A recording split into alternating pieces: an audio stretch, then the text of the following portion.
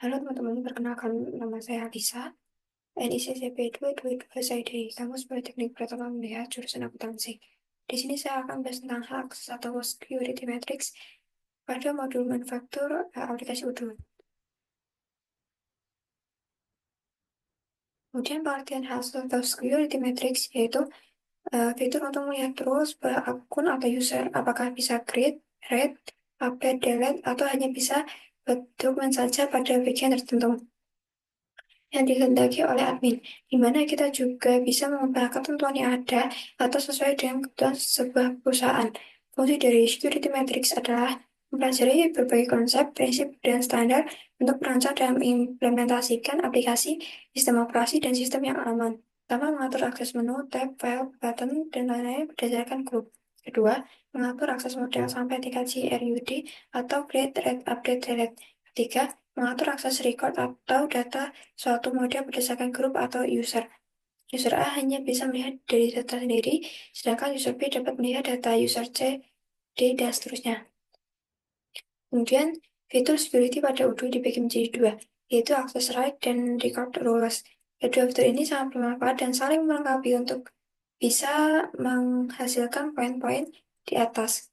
Sebuah grup memiliki keterkaitan terhadap dua hal ini. Kita bisa menentukan access right dan record rules yang kemudian kita pasangkan dengan grup lalu dari grup baru ke usernya. Jika kita tidak mendefinisikan grup pada access right dan record rules, maka kedua hal ini berlaku kepada semua user.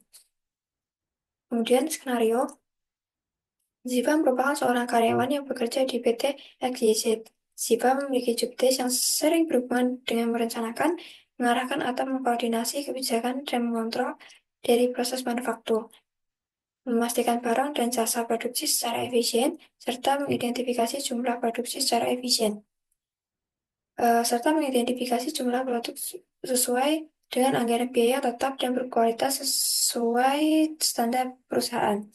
Jadi, Siva merupakan seorang production manager dan tipe user yang dipakai adalah internal user.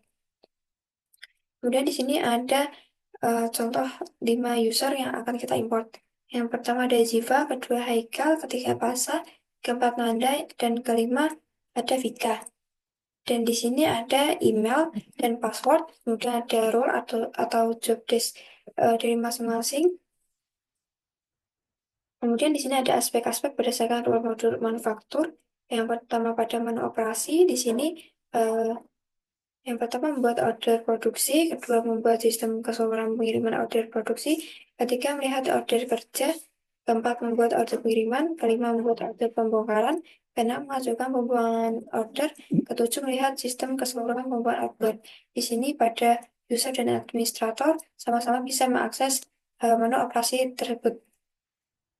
Kemudian pada menu produk, yang pertama buat produk baru, di sini user dan administrator bisa mengakses, kemudian melihat histori keseluruhan produk. Ketika membuat varian produk, untuk varian produk di sini hanya administrator. Keempat, melihat histori keseluruhan varian produk. Kelima, membuat daftar kebutuhan material ataupun di sini hanya administrator. Keenam, melihat histori keseluruhan daftar material. Kemudian di sini menemukan konfigurasi. eh, yang pertama membuat dan melihat operasi baru, kedua membuat dan melihat pusat kerja. Di sini hanya administrator yang bisa membuat operasi baru dan melihat pusat kerja baru. Kemudian kita akan masuk pada aplikasi Odoo.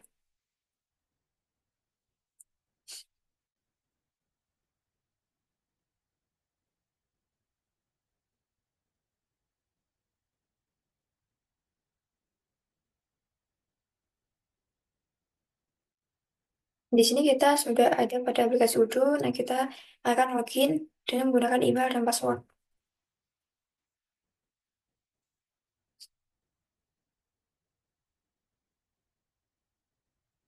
Untuk yang pertama-tama, kita akan pergi pada app.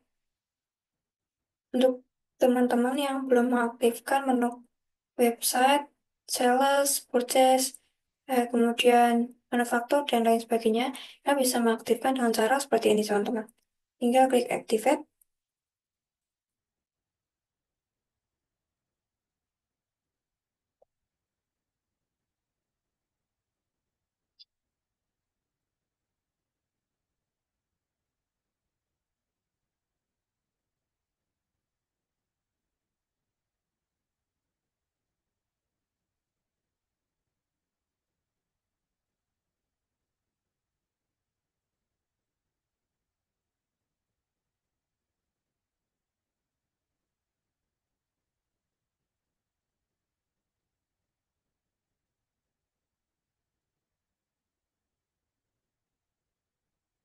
Nah, tadi menu e-commerce yang kita aktifkan eh, sudah aktif. Nah, seperti ini ya teman-teman contoh mengaktifkannya. Kemudian saya akan memberikan tutorial tentang import modul. Oke, untuk SOD di sini kita bisa upload your file. Yang sebelumnya tadi saya sudah mengimport modul UD17 accounting dengan cara import modul, kemudian upload your file. Di sini saya sudah mendownload eh, modul dari eksternal, kemudian bisa klik open, dan kemudian bisa klik install. Nah, seperti ini teman-teman bisa download terlebih dahulu, kemudian memasangkannya pada import modul.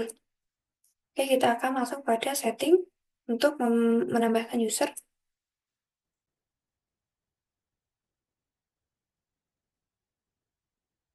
Jadi untuk membuat user di sini ada dua cara, yaitu dengan manual, kita bisa klik new, atau menggunakan import data Excel. Kita bisa import record. Nah, sebelumnya di sini saya punya data, kita download terlebih dahulu.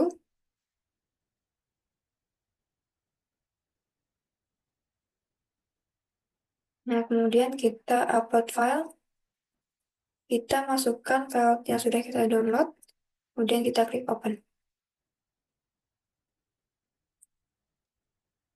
Nah, di sini audio filenya sesuaikan dengan nama file kolom. Jika sudah, kita bisa tes terlebih dahulu. Nah, ketika sudah muncul everything same valid, berarti data kita sudah bisa masuk. Kita akan import. Di sini sudah terbuat user-usernya ya teman-teman. Kita tinggal setting hak akses. Oke, untuk Vika di sini adalah seorang user produksi. Berarti untuk sales kita nonaktifkan.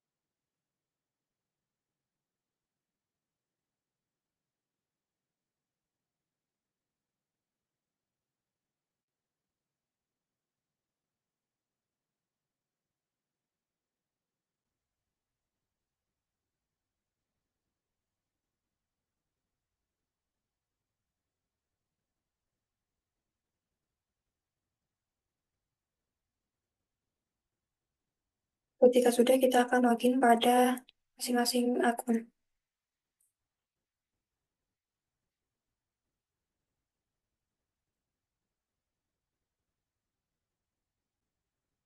Oke teman-teman, di sini kita akan masuk pada akun Jiva.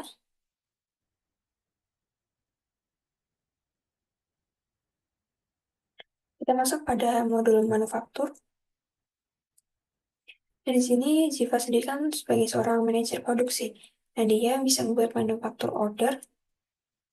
Di sini, di sini manajer bisa mengakses work order, kemudian upgrade order, scrap, kemudian ada planning, produk.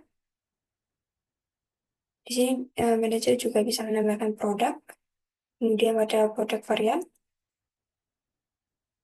kemudian bill material, kemudian loss atau serial number. Di sini juga ada reporting dan konfigurasi. Dan kita masuk pada akun pasar.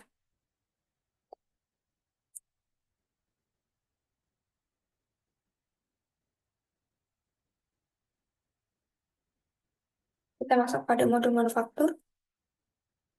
Nah, untuk Pasa di sini sebagai staf produksi, dia bisa membuat manufaktur order, kemudian bisa akses planning produk. Untuk Pasa di sini hanya eh, bisa melihat saja teman-teman, seperti pada tabel berikut.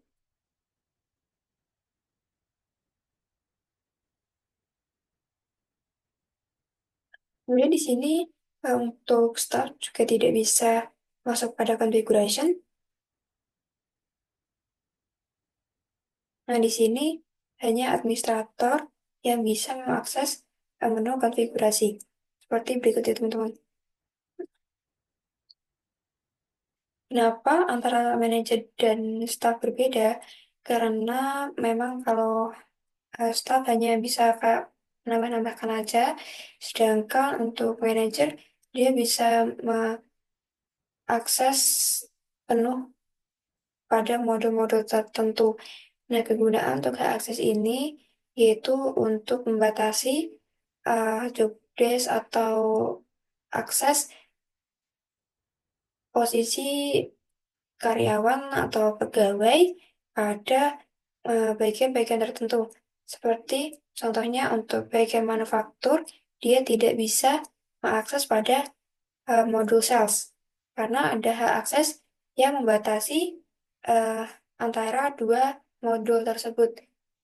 Kemudian untuk sales dan purchase, di situ juga ada hak akses. Pegawai purchase tidak bisa mengakses sales. Seperti itu, teman-teman. Mungkin seperti itu video dari saya. Kurang lebihnya mohon maaf. Semoga bermanfaat untuk kita semua.